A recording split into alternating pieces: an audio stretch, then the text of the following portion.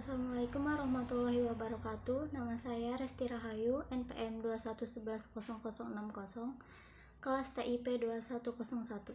Di sini saya akan menjelaskan beberapa kumpulan materi dari mata kuliah mikroprosesor. Yang pertama ada sejarah mikroprosesor. Setiap komputer di dalamnya pasti terdapat mikroprosesor. Mikroprosesor dikenal juga dengan sebutan Central Processing Unit atau CPU, artinya unit pengolahan pusat. CPU adalah pusat dari proses perhitungan dan pengolahan data yang terbuat dari sebuah lempengan yang disebut chip.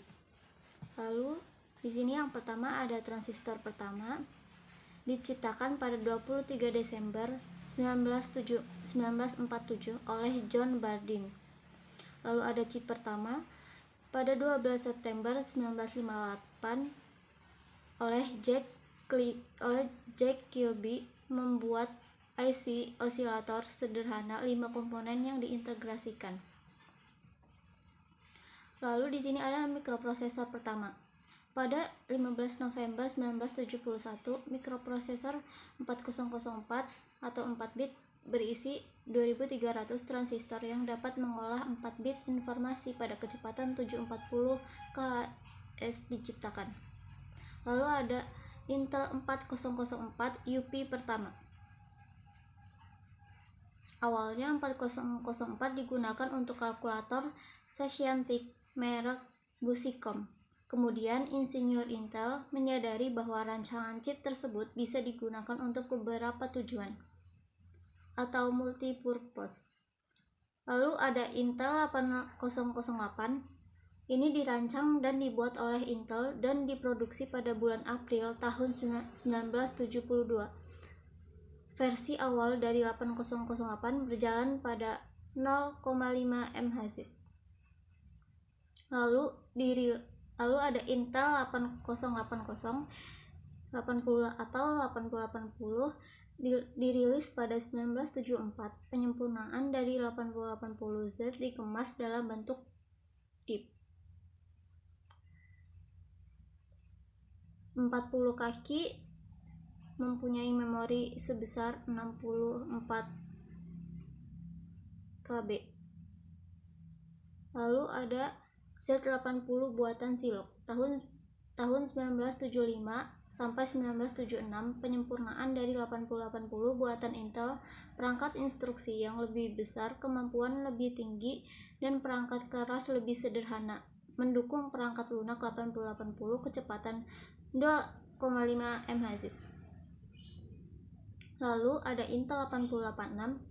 Tahun 1978, Intel mengeluarkan UP 16 bit 8086 memiliki kelebihan, yaitu instruksi transfer data lebih luas, dapat melakukan operasi aritmetik seperti penjumlahan, pengurangan, perkalian, pembagian, mampu menangani memori 1 MB. Lalu di sini ada materi kedua, yaitu sistem prosesor dan arsitektur prosesor. Sistem komputer. Pengertian, sistem komputer adalah suatu sistem dalam perangkat komputer yang memiliki tujuan untuk melakukan proses pengolahan data yang kemudian dapat menghasilkan suatu informasi yang berguna. Lalu ada fungsi dari sistem komputer, yaitu fungsi utamanya adalah untuk memasukkan data mentah ke dalam bentuk digital dan mengolahnya. Ada berbagai jenis data yang bisa Anda masukkan ke dalam komputer, dari mulai angka, tulisan, hingga audio. Lalu di sini ada hardware level, yaitu layer komputer, layer perangkat fisik atau physical device layer. Dalam prakteknya merupakan layer komponen elektrik dan elektronik perangkat komputer modern yang paling canggih pun terbangun dari komponen elektronik sederhana seperti transistor, kapasitor, dan resistor. Lalu ada layer logika digital atau digital logic layer. Semua operasi mesin yang paling dasar diberikan pada tingkat ini. Elemen-elemen dasar pada tingkat ini dapat menyimpan, dan memanipulasi, dan mentransmisi data dalam bentuk representasi biner sederhana. Lanjut, yaitu layer mikroprogram atau microprogram layer. menginterpretasikan instruksi bahasa mesin dari layar mesin dan secara langsung menyebabkan elemen logika digital menjalankan operasi yang dikehendaki. Lalu ada layar mesin, adalah tingkat hardware level yang paling bawah di mana program dapat dituliskan dan memang hanya instruksi bahasa mesin yang dapat diinterpretasikan secara langsung oleh hardware. Lalu ada layer sistem operasi, yaitu menggunakan hardware yang mendasari underlying dan juga menyembunyikan kompleksitas hardware dari software lain dengan cara memberikan fasilitasnya sendiri yang memungkinkan software menggunakan hardware tersebut secara lebih mudah. Lalu ada layer software urutan atas, mencakup semua program dalam bahasa selain bahasa mesin yang memerlukan penjemahan ke dalam kode mesin sebelum mereka dapat dijalankan. Lalu ada organisasi fisik komputer. Salah satu cara yang digunakan untuk menghubungkan antara satu komponen dengan komponen yang lainnya adalah dengan menggunakan bus. Bus merupakan kumpulan dari konduktor-konduktor elektris paralel yang disebut dengan line. Jenis bus ada dua. Yang pertama, internal bus atau bus internal digunakan dalam prosesor dan bus ini merupakan bagian terpadu dari konstruksinya. Yang kedua ada external bus dan digunakan untuk menghubungkan elemen-elemen hardware yang terpisah. Lalu di sini ada prosesor. Prosesor terdiri atas dua elemen utama, yaitu pertama control unit atau CU, yang kedua ada arithmetic and logic unit atau ALU. CPU dan ALU beroperasi bersama dengan sejumlah komponen prosesor tambahan. Semua komponen prosesor tersebut seluruhnya elektronik. Terus selanjutnya ada fungsi prosesor adalah untuk mengontrol pengguna penyimpanan utama yang digunakan untuk menyimpan data dan instruksi, lalu untuk mengontrol rangkaian operasi, untuk memberi perintah kepada semua bagian sistem komputer, dan untuk menyelenggarakan pemrosesan. Lalu di sini ada unit control. Fungsi dari unit control adalah pusat syaraf komputer. Ia mengkoordinasikan dan mengontrol semua operasi hardware, yakni operasi unit, peripheral, memori utama, dan prosesor itu sendiri. Lalu caranya beroperasi adalah berurusan dengan setiap instruksi secara urut dalam operasi dua tahap yang disebut fetch, execute, kill atau siklus jemput jalankan, seperti yang dijelaskan berikut ini. Lalu ada unit aritmetika dan logika ALU. Fungsi dari ALU mempunyai dua fungsi utama. Satu, ia menyelenggarakan operasi aritmetika, misalnya penambahan, pengurangan, perkalian, dan pembagian. Yang kedua, fungsi ALU yaitu ia menjalankan operasi atau logis tertentu, misalnya pengujian apakah dua item data cocok. Lalu di sini ada cache lokal. Pengertian cache adalah proses yang dilakukan oleh sistem atau browser untuk menyimpan data atau informasi sementara agar proses loading menjadi lebih cepat. Lalu ada disk shadowing, yaitu di mana disk ini digunakan secara berpasangan dengan disk kedua yang menyimpan data persis seperti disk pertama. Jika salah satu disk tersebut gagal karena alasan tertentu, disk yang satunya bisa terus beroperasi sehingga tidak ada data yang hilang dan jalannya sistem tidak terinterupsi. Di sini ada gambar, yaitu gambar tersebut merupakan gambar cache lokal dan disk shadow sistem multiprocessing. Materi ketiga adalah bahasa assembly. Bahasa assembly adalah bahasa komputer yang kedudukannya di antara bahasa mesin dan bahasa level tinggi, misalnya bahasa C, C++, Pascal, Turbo Basic, Java, dan sebagainya. Bahasa C atau Pascal dikatakan sebagai bahasa level tinggi karena memakai kata-kata dan pernyataan yang mudah dimengerti manusia. Meskipun mesin jauh berbeda dengan bahasa manusia sesungguhnya, assembler adalah program yang bekerja membantu penulisan instruksi dalam format bahasa Inggris sehingga mudah dibaca dan dipahami. Kelebihan bahasa assembly: 1. Ketika dikompil lebih kecil ukurannya. Kedua, lebih efisien atau hemat memori. Ketiga, lebih cepat dieksekusi.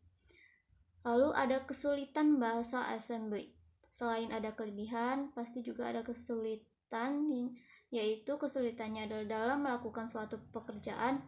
Baris program relatif lebih panjang dibanding bahasa tingkat tinggi. Kedua, relatif juga sulit untuk memahami, terutama jika jumlah baris sudah terlalu banyak. Lebih sulit dalam melakukan pekerjaan rumit, misalnya operasi matematis. Lalu di sini ada struktur instruksi bahasa assembly. Ada operation code, source operand, destination operand atau tujuan. Lalu ada contohnya yaitu LDA, H. Lalu ada opcode source, destination instruksi. Ada object code. Object code menulis program dalam assembly, artinya menggunakan mnemonic untuk pembuat program, bukan untuk mikroprosesor, disebut source code. Source code, lalu ada object code, dan ada binary. Lalu di sini ada assembly program. Di sini ada tulisan program sama dengan mnemonic. Pilih alamat awal program mnemonic, lalu assembly untuk memperoleh object code, lalu ada load object code pada memori, dan ada run program. Peralatan penunjang Z80 simulator.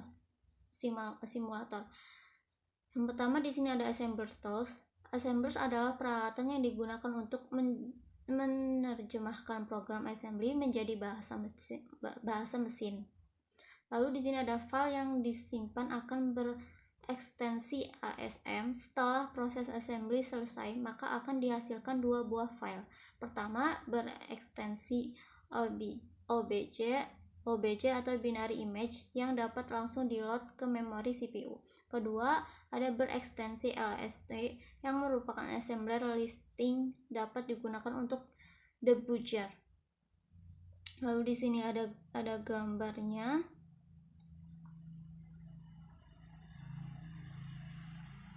Dan di sini ada memory editor. Memory editor berfungsi untuk menampilkan isi memori. Nilai dari sistem alamat memori akan terisi secara otomatis sesuai dengan nilai opcode program, atau juga dapat diubah secara manual dengan mengklik dan menuliskan isinya secara langsung. Lalu di sini ada prepare device. Prepare device merupakan tools yang digunakan untuk mengendalikan instruksi in dan out dengan 4 buah peralatan eksternal yang dapat di setup serta 1 buah terminal yang dapat digunakan untuk melihat karakter asli dari data yang dikirimkan. Lalu di sini ada breakpoint manager. Breakpoint manager digunakan untuk memulai program debugger yang digunakan untuk mendebug dan memonitor jalan program. Dengan tool ini, programmer dapat melihat jalannya proses simulasi lebih mudah. Lalu di sini ada contoh penulisan assembly. Contoh-contohnya dapat dilihat.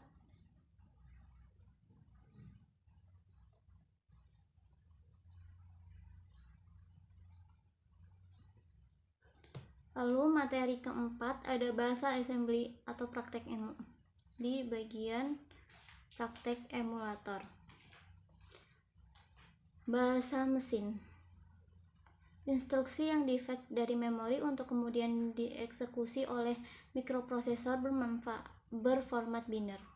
Kombinasi angka 0 dan 1 yang disebut bahasa mesin. Sebagai contoh, perintah untuk memindahkan data dalam register BX ke register CX adalah 10000 010111100111. Sedangkan bahasa mesin untuk menjumlahkan data dalam register AL dengan angka 7 adalah sebagai berikut. Dalam bahasa assembly, setiap instruksi diberi kata mnemonic yang sesuai dengan maksud perintah itu, sehingga dapat membantu pemrogram dalam mengingat instruksi kepada mikroprosesor tersebut. Lalu di sini ada dasar pemrograman assembly. Istilah dalam pemrograman assembly, mode pengalamatan. Istilah dalam pemrograman assembly, lalu ada mode pengalamatan, ada immediate, register, langsung, tak langsung, dan indeks. Pembagian instruksi, transfer, aritmatik, dan logik, percabangan, pemanggilan, input, output. Di sini ada istilah program assembly, memori, port, alamat, data, register, instruksi, mnemonic, opcode, operand, komentar, code mesin, bahasa assembly, assembler, compiler. Style penulisan program yaitu ada assembly, code mesin, lalu ada listing program. Di sini ada register. Register yaitu ada beberapa berada dalam CPU mikroprosesor, digunakan untuk menyimpan data selama proses program atau subprogram berjalan, bersifat sementara, umum selama dalam subprogram, cepat, memerlukan kode instruksi yang pendek, memiliki atau menggunakan nama tertentu. Lalu di sini ada ilustrasi beberapa perintah. Lalu ada data. Data ini menyatakan suatu yang disimpan, diproses, disalurkan, baik berupa suatu nilai atau kode program, dapat disimpan register atau memori dalam 886 yang dapat diproses dalam bentuk satuan 8 bit dengan nilai 0 sampai dengan 255. Lalu ada opcode, suatu kata atau tulisan atau simbol untuk menggantikan suatu instruksi kode mesin, digunakan dalam pemrograman assembly. Lalu di sini ada contoh dari opcode. Di sini ada LD atau load, ada ADD atau jumlahkan, lalu ada sub kurangkan. Operand, suatu yang dioperasikan dapat berupa register, data, atau alamat memori. Contohnya ada A, B register dengan register, B, 20H register dengan data 8 bit, A, 2000H register dengan alamat 16 bit. Catatan operand, ada 4 jenis cara menuliskan operand: data langsung, alamat langsung, dan alamat dari register. Lalu di sini ada arah operand. Di sini ada arah operand yaitu ada LD, B, lalu ada ADD atau A, B. Di LD ini selain data dari B ke A, salin data dari B ke A, dan di ADD adalah jumlahkan A dengan B dan simpan di A. Singkatan pada operand. Di sini ada singkatan dari pada operand yaitu R yang artinya register 8 bit, ada N yang artinya data 8 bit, lalu ada NN artinya data 16 bit, dan ada D yaitu displacement atau pergeseran 8 bit. Lalu di sini ada assembler. Assembler adalah suatu program yang digunakan untuk menerjemahkan atau lebih tepat mengubah dari bahasa assembly ke dalam kode mesin. Jika suatu komputer dengan proses tertentu digunakan untuk menerjemahkan kode dari prosesor lain, maka assembler tersebut dinamakan cross assembler. Prinsip kerja assembler. Secara umum, proses assembly dibagi 2 tahap, yaitu pas 1, mencatat simbol-simbol pengenal atau identifier, label, dan lainnya, mengurutkan kode mesin untuk mengetahui alokasi alamat atau label-label yang ada. Lalu ada PAS 2, penerjemah instruksi demi instruksi program assembly berdasarkan mnemonic dan identifier yang digunakan. Lalu di sini ada ilustrasi proses assembly dan kode mesin. Di sini ada contoh program assembly. Di sini ada gambar dari ilustrasi proses assembly dan kode mesin, dan di sini ada contoh program assembly-nya. Lalu lanjut ke materi 5, yaitu penjadwalan proses. Preemptive scheduling. Ada 4 keadaan yang menjadi pertimbangan bagi penjadwalan oleh CPU, yaitu yang pertama, pada saat proses berpindah dari keadaan running ke waiting. Yang kedua, pada saat proses berpindah dari keadaan running ke ready. Yang ketiga, pada saat proses berpindah dari keadaan waiting ke ready. Dan keempat, pada saat proses berhenti. Lalu ada dispatcher. Dispatcher adalah suatu modul yang akan memberikan kontrol pada CPU terhadap penyeleksian proses yang dilakukan selama short term scheduling. Fungsi-fungsi yang terkandung dalam dispatcher yaitu switching context, switching ke user mode, dan melompat ke lokasi tertentu pada user program untuk memulai program. Dan di sini ada waktu yang diperlukan dispatch untuk menghentikan suatu proses dan mulai untuk menjalankan proses yang lainnya disebut dispatch latency. Lalu di sini ada algoritma penjadwalan.